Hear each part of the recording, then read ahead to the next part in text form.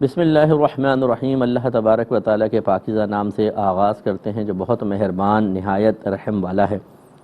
درس بخاری کا سلسلہ جاری ساری ہے اور پچھلے پروگرام میں 2285 نمبر حدیث پاک تک ہم پہنچے تھے۔ حضرت عبداللہ رضی اللہ تعالیٰ عنہ اس کے راوی ہیں، وہ بیان کرتے ہیں کہ رسول اللہ صلی اللہ علیہ وسلم نے یہودیوں کو خیبر عطا کیا کہ وہ اس میں عمل کریں اور زراعت کریں، اور جو کچھ اس کی پیداوار سے حاصل ہوگا اس کا نصف ان کو ملے گا۔ اور راوی نے کہا کہ حضرت ابن عمر رضی اللہ تعالی عنہ نے ان کو یہ بتایا کہ کاشت کے لیے زمینوں کو معین اجرت کے عوض کرائے پر دیا جاتا تھا، جس کو نافع نے بیان کیا تھا اور مجھے یاد نہیں رہا۔ تو اب یہ اس میں دو چیزیں آ گئیں، دیکھیں کہ ایک تو یہ حضرت عبداللہ بیان کرتے ہیں کہ نبی کریم صلی اللہ علیہ وسلم نے جب خیبر فتح کیا تھا تو وہاں کے یہود نے ریکویسٹ کی کہ یہ جو زرعی زمینیں ہمارے پاس رہنے دیں اور ہم اس کی آپ کو اس میں سے حصہ دے دیا کریں گے۔ تو اگر تو یہ دراہم اور دنانیر میں حصہ وصول کیا جائے تو اس کو خراج کہتے ہیں، اور اگر پیداوار کے اندر یہ معاہدہ کر لیا جائے تو پھر وہ زراعت کے حکم میں آتی ہے، جس کو بٹائی بھی کہتے ہیں، کہ فصل کو بٹائی پر دے دینا، کہ کام کرنے والا جو ہے وہ پھر اجرت کا پیداوار کا کچھ حصہ وہ لے جائے گا، کچھ حصہ یہاں۔ تو یوں نبی کریم صلی اللہ علیہ وسلم نے زمینیں ان کو دیں اور تاکہ وہ زراعت کریں، اور جو کچھ اس کی پیداوار سے حاصل ہوگا اس کا نصف ان کو ملے گا، اور نصف ادھر بیت المال میں آ جائے گا۔ اور راوی کہتے ہیں کہ کاشت کے لیے زمینوں کو معین اجرت کے عوض کرائے پر دیا جاتا تھا، یعنی یہ بھی ایک اس میں احتمال ہے کہ کرائے پر دیا تھا اور اجرت یوں طے کی تھی، لیکن وہ فصل کے طور پہ پھر اجرت طے نہیں ہو سکتی ہے، کیونکہ جب ہم کسی چیز کو کرائے پر دیتے ہیں تو معین فکس رقم لینی ہوتی ہے، تو پھر فصل کے اندر تو ایسا نہیں ہوگا، پتہ نہیں کتنی فصل ہوگی، اس کی کتنی قیمت بنے گی۔ اگر نصف بھی مقرر کر لیا جائے کہ آدھی فصل تمہاری آدھی ہماری، تب بھی جو ہمارے حصے میں آئے گا وہ کنفرم نہیں ہے کہ کتنی ہوگی، اور اجارے میں مجہول اجرت نہیں رکھتے ہیں۔ تو یہ مزارعت اس کو کہا جائے تو یہ بہتر ہے کہ یہ زراعت تھی، مزارعت جس کو کہتے ہیں، مزارع بنا دیتے ہیں، مالک جو ہوتا ہے وہ زمین دیتا ہے اور پیداوار میں حصے مقرر کرتے ہیں، تو اسی طرح یہ ہوا۔ اگلی حدیث دیکھیں، 2286 نمبر ہے۔ حضرت رافع بن خدیج رضی اللہ تعالیٰ عنہ حدیث بیان کرتے ہیں کہ نبی کریم صلی اللہ علیہ وسلم نے کاشتکاری کے لیے زمینوں کو کرائے پر دینے سے منع فرمایا، اور عبید اللہ نے کہا کہ حضرت ابن عمر رضی اللہ تعالیٰ عنہ کہتے تھے حتیٰ کہ حضرت عمر نے ان کو جلا وطن کر دیا، یعنی گویا کہ نبی کریم نے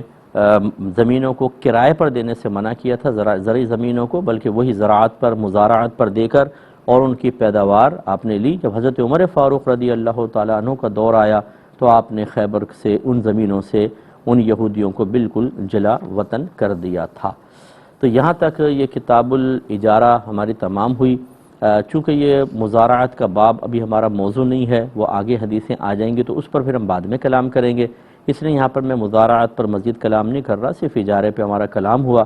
اور اب انشاءاللہ ہماری کتاب شروع ہوگی، کتاب الحوالات، اپنے قرض کا مطالبہ دوسرے کے ذمے لگانے کا بیان۔ اس کو یہ حوالہ کہتے ہیں ہمارے یہاں، حوالہ۔ حوالہ کیا ہوتا ہے کہ مثال کے طور پر مجھ پر کسی کا 25,000 روپے قرضہ ہے، تو اب میں اس کو ادا نہیں کر پاتا تو میں کسی اور کو کہتا ہوں یا تم میری طرف سے ادا کر دو، وہ کہے کہ چلو ٹھیک ہے، اب آپ بری ذمہ ہو جائیں، میں ادا کروں گا۔ پھر جو میرا قرض خواہ ہے میں اسے کہتا ہوں اب میں نہیں دوں گا، اس سے آپ وصول کیجئے گا، اور وہ اقرار کر لیتا ہے کہ ہاں اب میں دوں گا۔ تو یہ چونکہ میں نے اپنا قرض میں بری ذمہ ہو گیا اور یہ میں نے قرض کسی اور کے اوپر ذمہ لگا دیا، اس کو کہتے ہیں حوالہ۔ یہ ہماری مارکیٹس میں اکثر ہوتا ہے، میں ایک مارکیٹ میں مال دیتا ہوں، پیمنٹ وصول کرنی ہوتی ہے، وہ کہتے ہیں کہ بھئی آپ ہم سے نہیں کرو، ہماری پیمنٹ ادھر ہے اس آدمی کے پاس، وہ آپ لے لو ڈائریکٹ، اور وہ آمنا سامنا کروا دیتے ہیں۔ اب اپنی پیمنٹ، یہ گویا کہ جب وہ پیمنٹ دینی ہوتی ہے، یہ بھی ایک طرح کا قرض ہی ہوتا ہے، میں نے مال دے دیا، پیمنٹ مجھے لینی ہے، لیکن انہوں نے مجھے کسی اور دکاندار کے پاس بھیج دیا کہ وہاں سے رقم لے لینا، کیونکہ اس نے بھی ان کو دینی ہوتی ہے، تو پھر میں ان سے وصول کروں گا، یہ حوالے میں آتا ہے۔ تو یہ باب قائم کیا ہے، باب فی الحوالہ وحل یرجع فی الحوالہ، حوالے کا بیان اور کیا حوالے میں رجوع ہو سکتا ہے یا نہیں۔ یعنی کیا مطلب کہ جب آپ نے کسی کے حوالے کر دیا، اس نے اقرار کیا کہ میں آپ کی طرف سے قرض دے دوں گا، تو کیا پھر وہ اس حوالے کو منع کر سکتا ہے یا ہم اس سے واپس رجوع کر سکتے ہیں کہ نہیں؟ اس کا باب۔ تو اس میں حدیث پاک لے کر آئے ہیں 2287 نمبر حدیث پاک ہے، اور حضرت ابو ہریرہ رضی اللہ تعالی عنہ اس کے راوی ہیں۔ یہ بیان کرتے ہیں کہ نبی کریم صلی اللہ علیہ وسلم نے ارشاد فرمایا کہ غنی کا تاخیر کرنا ظلم ہے، اور جب تم میں سے کسی کا قرض کسی مالدار کے حوالے کیا جائے تو اس کو قبول کرنا چاہیے۔ تو دو چیزوں کا بیان ہے۔ پہلا، غنی کا تاخیر کرنا ظلم ہے، مطلب یہ ہے کہ اگر کسی نے قرض لیا ہے اور وہ قرض کی ادائیگی پر قدرت رکھتا ہے تو اب اس کا قرض کی ادائیگی میں ٹال مٹول کرنا بغیر کسی عذر کے یہ ظلم ہے، یعنی گناہ ہے۔ اور چونکہ نبی کریم نے اس کو واضح طور پہ بیان فرمایا تو ہم اس کو گناہ کبیرہ، کیونکہ وعیدیں بھی اس کے اوپر آئی ہیں تو گناہ کبیرہ پر محمول کریں گے۔ اس سے ہماری وہ تمام بہنیں اور بھائی زیادہ درس حاصل کریں۔ اسی طرح جو مارکیٹ میں بیٹھے ہوئے ہیں وہ درس حاصل کریں کہ جب آپ نے کسی کا مال لیا ہے، پیمنٹ کرنی ہے، پیمنٹ کی ادائیگی پر قادر ہیں، لیکن خواہ اس کو رولانا، بار بار کل آ جانا، پرسوں آ جانا، ترسوں آ جانا، یعنی اپنے پاس سے مال نکالتے ہوئے جان جاتی ہے، حالانکہ ہم ادائیگی پہ قدرت رکھتے ہیں تو ہمیں ادا کرنا چاہیے۔ ایسے ہی قرضوں کے معاملے میں ہم لوگ ٹال مٹول سے کام لیتے ہیں اور تاخیر کرتے ہیں، تو جان بوجھ کر تاخیر کرنا یاد رکھیں یہ گناہ ہوتا ہے، اور خاص طور پہ اس گناہ میں اس وقت اور زیادہ اضافہ ہو جائے گا جب آپ ادائیگی پہ قدرت رکھتے ہیں اور نہیں دے رہے، اور سامنے والا بیچارہ سخت ضرورت مند ہو گیا ہے۔ یعنی مجھے کسی نے قرضہ دیا، اب اس کو بڑی سخت ضرورت پڑ گئی، اب وہ اپنا پیسہ مانگ رہا ہے اور میں باوجود قدرت کے اس کو پیسہ نہ دوں تو ایک تو تاخیر کرنا گناہ، اور دوسرا پھر میں دے سکتا ہوں اس کے باوجود اس کو اذیت میں مبتلا کرنا گناہ، کیونکہ وہ محسن ہے۔ تو لوگ جب پیسہ مانگتے ہیں تو ایسا ملائم لہجہ ہوتا ہے اور ایسی اپنائیت کا اظہار کرتے ہیں اور ایسی حدیثیں بعض اوقات سنا دیتے ہیں، ایسے دلائل اور ایموشنلی ایسا بلیک میل کرتے ہیں کہ سامنے والے کا دل پسیج جاتا ہے، اور وہ سوچتا ہے اگر میں یار اس کو قرض نہیں دوں گا تو ایسا نہ ہو اللہ ناراض ہو جائے، وہ بیچارہ دے دیتا ہے، اور لینے کے بعد پھر ٹون بدل جاتی ہے۔ اب جب وہ مانگ رہا ہوتا ہے تو بعض اوقات کال اٹینڈ نہیں کرتے ہیں، بعض اوقات لہجہ سخت ہو جاتا ہے، بعض اوقات لڑنا شروع کر دیتے ہیں، بعض اوقات الٹی سیدھی باتیں شروع کر دیتے ہیں، بعض جھگڑنا شروع کر دیتے ہیں۔ تو یہ ذہن میں رکھیے کہ اگر آپ نے کسی کو قرضہ دیا اور وہ تنگ دست ہے تو پھر اس کو مہلت دینی چاہیے، لیکن ہماری بات اس میں ہو رہی ہے کہ وہ تنگ دست نہیں ہے، وہ قرضہ ادا کرنے پر قدرت رکھتا ہے، اللہ نے اس کو مالی وسعت دے دی ہے، لیکن یہ سوچ کر کہ چلو ٹھہر کے دے دوں گا، بھی کون سے اتنی زیادہ ضرورت ہے، اب وہ مطالبہ کر رہا ہے آپ نہیں دے رہے، یہ گناہ ہے، اس سے ہمیں بچنا چاہیے۔ اور دوسرا فرمایا کہ جب تم میں سے کسی کا قرض کسی مالدار کے حوالے کیا جائے تو اس کو قبول کرنا چاہیے۔ اب بظاہر ایسا لگ رہا ہے کہ جیسے میں نے کہا بھئی تم میرا قرض ادا کر دینا تو اس کو قبول کرنا چاہیے، یعنی واجب ہے اس پر، تو فقہ حنفی میں ایسا نہیں ہے، یعنی یہ بظاہر الفاظ ایسے ہیں لیکن مزاج شرع یہی ہے۔ یہ کیسے ہو سکتا ہے قرض مجھ پر ہے اور میں کہوں تم میرا قرض ادا کرو اور وہ نہ مانے تو گناہ گار ہو جائے؟ بھئی کیوں خواہ کوئی کسی کے قرض کو اپنے اوپر لے، یعنی زبردستی تو نہیں کر سکتے، تو لہٰذا ہمارے نزدیک مستحب ہے، یعنی گویا کہ اچھا ہے، افضل ہے کہ اگر کوئی تنگ دست ہے اور وہ کہتا ہے یار میں بھی پیمنٹ نہیں دے سکتا ہوں، آپ میری طرف سے دے دو، بعد میں کر لیں گے معاملہ، اور وہ ہماری طرف سے دے دیتا ہے تو اچھی بات ہے، دے دینا چاہیے کسی بھائی کی، چلے مدد ہو جائے گی۔ لیکن اگر سامنے والا نہیں مانتا کہ نہیں بھائی ویسے مارکیٹ کے حالات، اب جیسے یہ کورونا کی نئی لہر آ رہی ہے، پھر اللہ تعالیٰ رحم فرمائے، بس بڑی برے حالات ہیں ہمارے ملک کے بھی اور دیگر جگہوں کے بھی، اور اس میں کوئی واقعی صحیح شرعی عذر کی بنا پر کسی کی ذمہ داری لینے سے انکار کرتا ہے تو وہ گناہ گار نہیں ہوگا۔ اچھا تھا کہ لے لیتا، لیکن اگر نہیں لیتا تو بہرحال گناہ نہیں ہوتا ہے۔ اگلا باب قائم کیا ہے، باب اذا احال علی ملی فلیس لہ رد، جب مقروض اپنا قرض کسی مالدار کے حوالے کرے تو اس کا اس حوالے کو مسترد کرنا جائز نہیں۔ یعنی یہ امام بخاری رحمۃ اللہ علیہ کے نزدیک، ہم نے تو ابھی آپ کو بتایا کہ فقہ حنفی میں اگر میں کہتا ہوں یار تم میرا قرض ادا کر دو تو اس پہ واجب نہیں ہے کہ وہ مانے، مستحب ہے، افضل ہے کہ چلو اگر اللہ نے وسعت دی ہے چلو میں آپ کی مدد کر دیتا ہوں، لیکن امام شافعی رحمۃ اللہ علیہ کے نزدیک لازم ہے کہ وہ اس کو قبول کرے۔ تو اس لیے امام بخاری رحمۃ اللہ علیہ چونکہ امام شافعی کو فالو کرتے ہیں تو آپ نے اس کو اس طرح لکھا کہ جب مقروض اپنا قرض کسی مالدار کے حوالے کرے تو اس کا اس حوالے کو مسترد کرنا جائز نہیں، یعنی واجب ہے کہ قبول کرے، اور حدیثیں اسی قسم کی جو ہیں ان سے استدلال کرتے ہیں۔ 2288 نمبر حدیث پاک ہے، حضرت ابو ہریرہ رضی اللہ تعالیٰ عنہ بیان کرتے ہیں کہ نبی کریم صلی اللہ علیہ وسلم نے فرمایا، مالدار کا قرض کی ادائیگی میں تاخیر کرنا ظلم ہے، اور جب تم میں سے کسی کا قرض کسی مالدار کے حوالے کیا جائے تو اس کو قبول کرنا چاہیے۔ تو ہم پہلے وضاحت کر چکے ہیں کہ بظاہر بعض اوقات حدیث میں الفاظ ایسے ہوتے ہیں جیسے حکم دے رہے ہیں سرکار،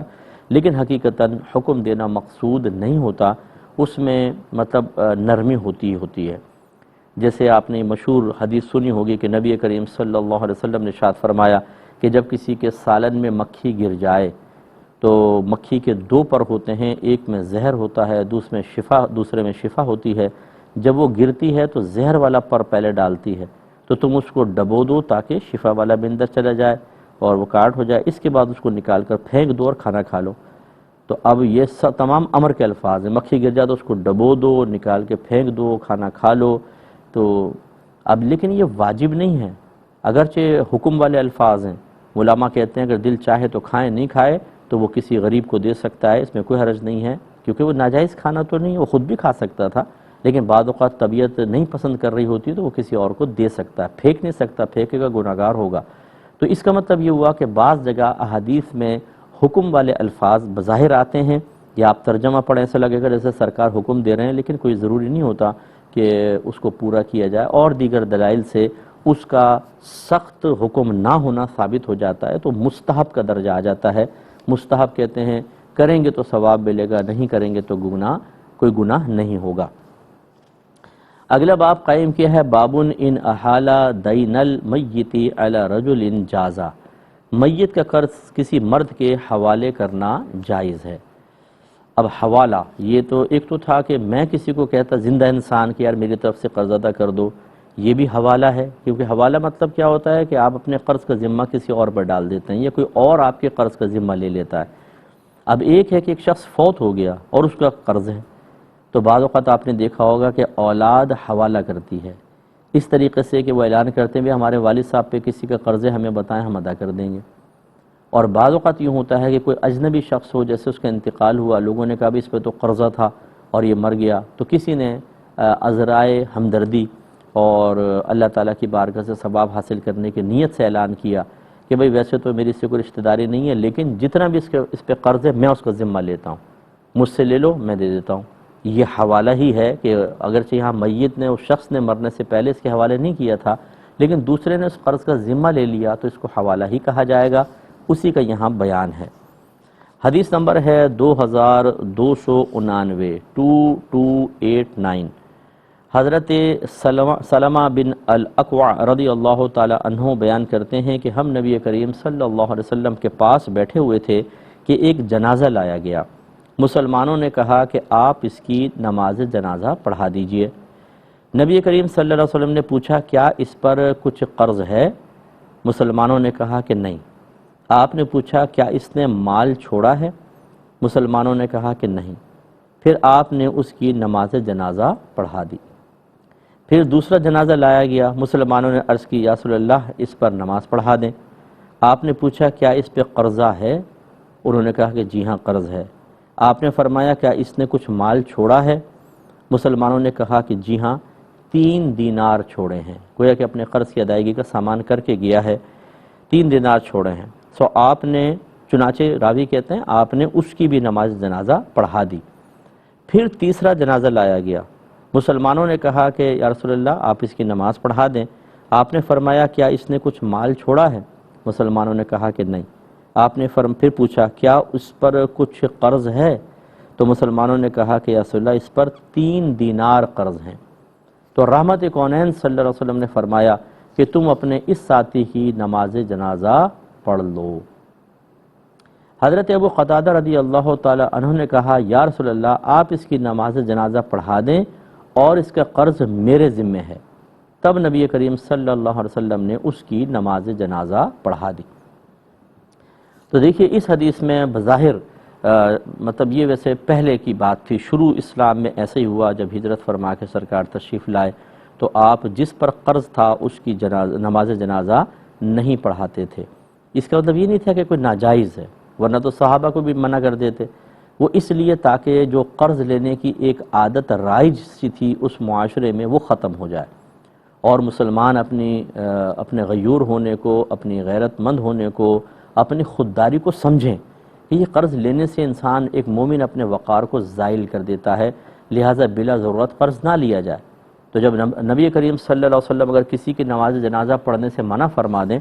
تو یہ تو ایک بہت ہی بڑی نعمت سے محرومی ہے، تو ایک خوف سا پیدا ہوا اور اس عادت میں کمی آئی۔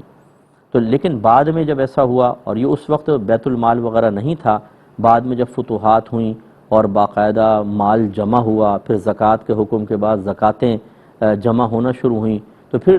نبی کریم صلی اللہ علیہ وسلم نے خود یہ اعلان فرما دیا کہ اگر کوئی قرض چھوڑ کر مرے، یعنی وہ قرض ادا نہ کر سکے، تو اس کا میں ذمہ دار ہوں۔ میں ذمہ دار سے مراد پھر بیت المال سے اس کا قرض ادا کیا جائے گا۔ بعد میں یہ صورتحال ہو گئی تھی، لیکن یہ شروع کی بات تھی۔ لیکن اس سے اتنا ضرور معلوم ہوا کہ نبی کریم صلی اللہ علیہ وسلم بلا ضرورت قرض طلب کرنے کو ناپسند فرماتے ہیں، اور آپ نہیں چاہتے کہ اس طرح ہو۔ اب اس میں حوالے کا آخری جو پہلو وہی آ گیا، حضرت ابو قتادہ نے عرض یا رسول اللہ آپ اس کی جنازے کی نماز پڑھا دیں، اس کا قرض میں اپنے ذمہ لے لیتا ہوں، یہ گویا کہ حوالہ ہو گیا۔ پھر سرکار نے ان کی نماز جنازہ پڑھائی۔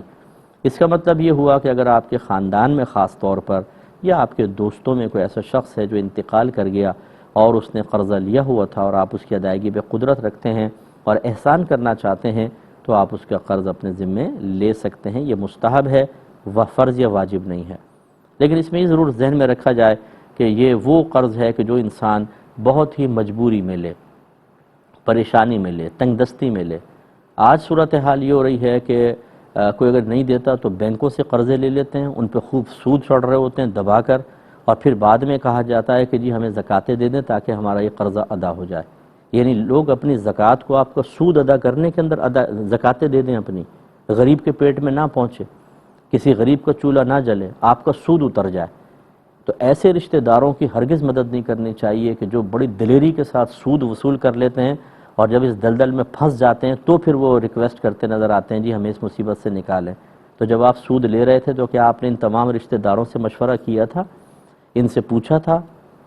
ان سے اجازت لی تھی یا شریعت سے لی تھی؟ نہیں۔ اس وقت شیر ہو کہ یہاں پہ بھی ہاتھ مارنا، یہاں پر ہاتھ مارنا، حالانکہ سود میں اللہ نے کبھی برکت نہیں رکھی ہے۔